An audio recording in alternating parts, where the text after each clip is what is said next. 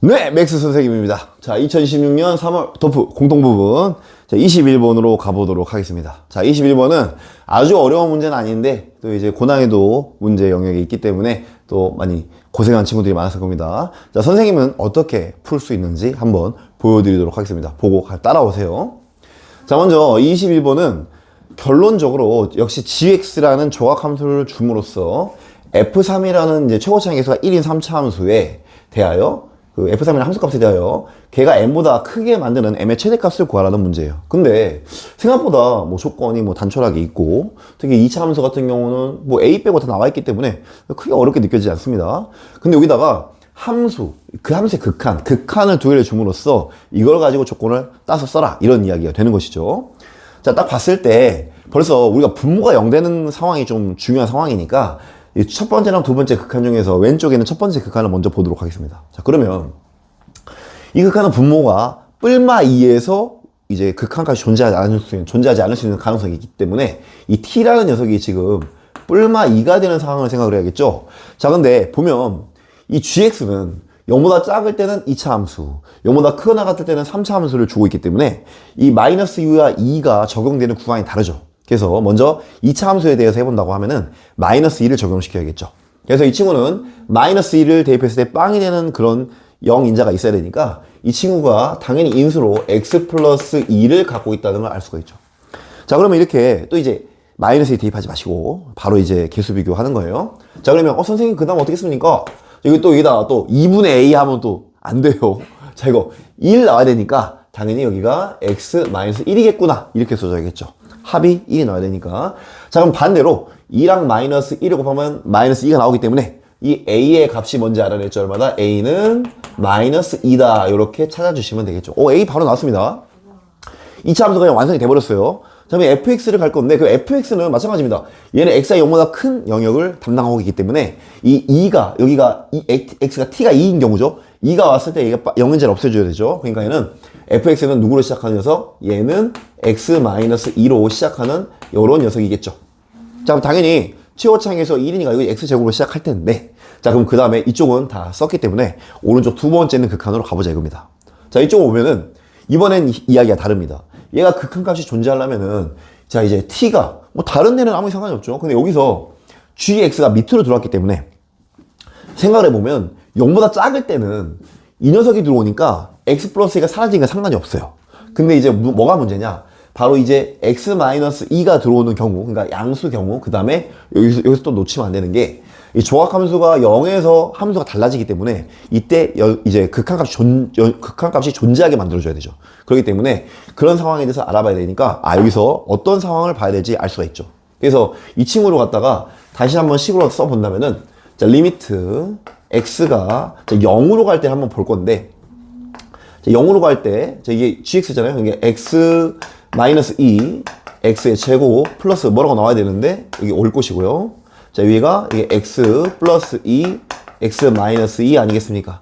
자, 생각해보면 어차피 이쪽이 극한값이 존재만 하면 되니까 분자는 상관이 없죠. 자, 분모만 처리되면 됩니다. 그래서 분모에서 0으로 갔을 때는 이게 어떻게 돼야 되냐? 이쪽 처리가 g에다가 0 마이너스 들어가는 경우, 그런 경우는 자, g에 0 마이너스 이렇게 들어가는 경우.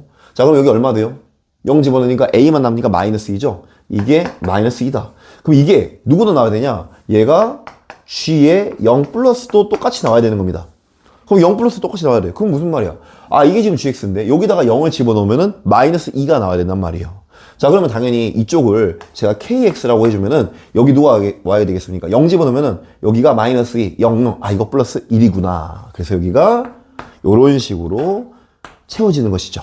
그래서 우리는 gx, 이제 fx죠. 이 fx에서 k 빼고는 전부 다 알아낸 것이죠. 요 정도 단계에서 우리가 뭘 해주면 좋냐면은 식이 많이 나왔잖아요. 그러니까 F3을 한번 써서 이제 방향성을 잡아주는 거예요. 방향성을. 그래서 F3을 한번 써보도록 하겠습니다. 자, F3. 자, F3은 방금 내가 거의 완성한 이 식에다 3을 대입하는 것이죠. 자, 이쪽으로 3 넣으면 1이니까 상관없고 9 더하기 1은 13K. 그래서 F3은 3K 더하기 10 아니겠습니까? 자, 이 친구가 뭐가 되는? M보다 크게 만드는 그런 M을 찾으려고 하는데 자, 이런 상황에서는 K의 범위를 찾게 되면 끝나는 거예요. 맞죠? 그럼 이 K의 범위는 어디서 나올까요? 자, 이제 우리 다 썼기 때문에 K 범위를 찾을 수 있는 거는 바로 이 녀석 마지막 조건을 보는 수밖에 없는데, 자, 이 x제곱 플러스 kx 플러스 1이 0이 되면 안 되죠. 자, 생각해 보세요. 자, 이런 상황. 자, 범위를 찾으려고 하는 거니까 x의 제곱 플러스 kx 플러스 1이라는 녀석이 자, 0이 되면 안 되겠죠. 자, 근데 이 0이 되면 안 된다는 조건을 어떻게 활용하면 좋을까? 자, 얘는 아래로 볼록인 녀석이기 때문에 내가 만약에 그래프적으로 생각을 한다고 하면은 아래로 볼록인 녀석이니까 얘가 이렇게 되면 되겠죠. 아, 그럼 무슨 말입니까? 얘는 판별식이 0보다 뭐한 상황? 작은 상황. 아니면은 최소값이 0보다 크다. 이렇게 가도 되죠.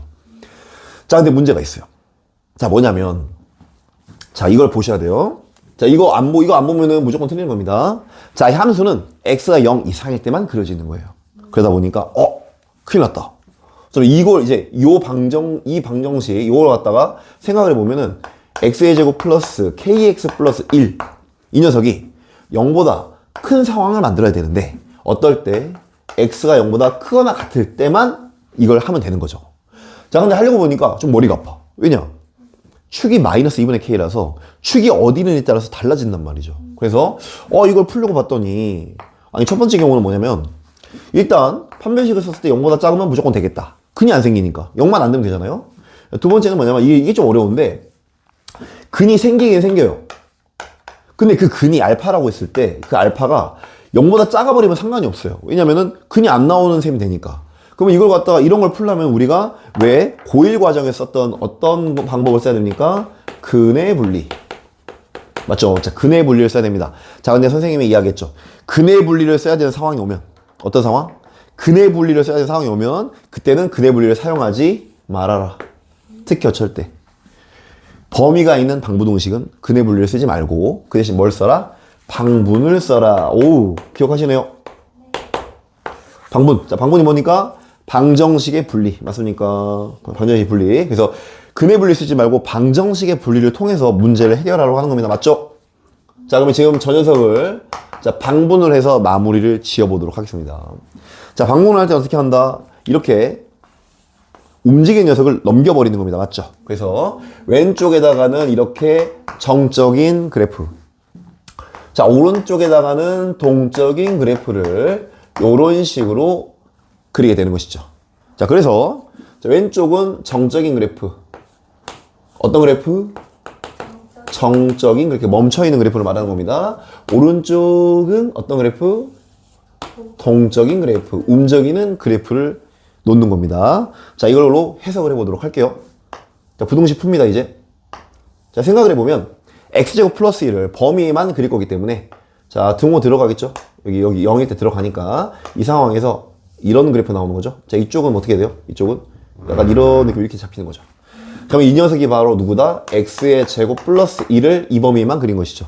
자, 그러면 이제 우리는 어떻게 하면 됩니까? 이 마이너스 kx라는 y는 마이너스 kx라는 직선, 이 직선 자, 0,0을 지나는 정점을 지나는 직선의 방정식이죠. 자, 우리는 x가 0보다 크나 같은 부분만 볼 거니까 여기만 볼 거예요. 자, 그러면 길이가 아주 작으면 이렇게 되겠죠. 자, 당연히 얘 밑에 있잖아요. 지금 밑에 있잖아. 상관없어. 여기는 필요 없으니까. 자, 여기서 쭉 올라가요. 그러다 뭐 할 때? 올라가다 이렇게 딱 접할 때. 그때 접하기 전까지 되는 것이죠. 그래서 접하기 전 때만 되는구나. 그래서 이런 식으로 생각해주면 이게 바로 마이너스 kx 아니겠습니까? 자, 이 친구가 접할 때니까 여기죠. 자, 여기 근데 우리 예전에 이야기했습니다. 자, x제곱 플러스 1은 x제곱이랑 합동이고요. 1에서 미분계수가 2기 때문에 정확하게 여기가 무엇이다? 여기가 1,2라는 걸 알 수 있고 저 녀석의 기울기가 2라는 걸 알 수 있죠. 딱 맞아 떨어지잖아요. 아, 그렇구나. 자, 결론. 이 녀석의 기울기 마이너스 k는 누구보다 작다. 2라는 기울기보다 작다. 이런 결론이 나오는 것이죠. 자, 그래서 k는 뭐가 됩니까? 자, 양면에 마이너스 1 곱하면 부등호만 바뀌니까 마이너스 얼마? 2 이렇게 되는 것이죠. 뭐가 나왔습니까? k의 범위가 나와버렸죠. k가 범위가 나왔기 때문에 이 친구로 이제 문제를 마무리하면 되겠죠. 자, 마무리해 봅시다. 자, 그러므로 3k 플러스 10이라는 거는 k가 마이너스 2일 때가 가장 작은 값이니까 자, 이 녀석이 얼마? 4보다 크다 이렇게 되는 것이죠. 이 마육되는 거니까. 그러면 이제 m은 어떻게 돼요? m은 자, 4가 바로 최대의 m이 되겠죠. 자, 그러므로 m의 최대는 4 요런 식으로 해주시면 되겠습니다. 이게 m의 답이 되겠죠. 이렇게 하시면 됩니다. 자, 정리해보면은, 자, 이 문제는 처음에 이 주어진 조건을 가지고 최대한 문자 A 찾고 뭐 찾고 하면서 최대한 이 fx를 식을 찾아주고요. 어느 정도 식이 완성이 되면은 이제 내가 구해야 되는 게 무엇인지 좀 목표를 생각해가면서 쫙 이렇게 나 3k 플러스 10만 알면 돼 이렇게 하면 되니까 k번을 찾으면 되는데, 자, 어디서 우리가 막힙니까? 여기서 실수가 나오는 함정이 있죠. 자, 이런 것 때문에 범위를 나누는 거예요. 그래서 우리가 그냥 판별식은 0보다 작다 이러면 되는 거 아닙니까? 0이 안 되면 되는 거 아니에요? 이러면 망하는 거죠.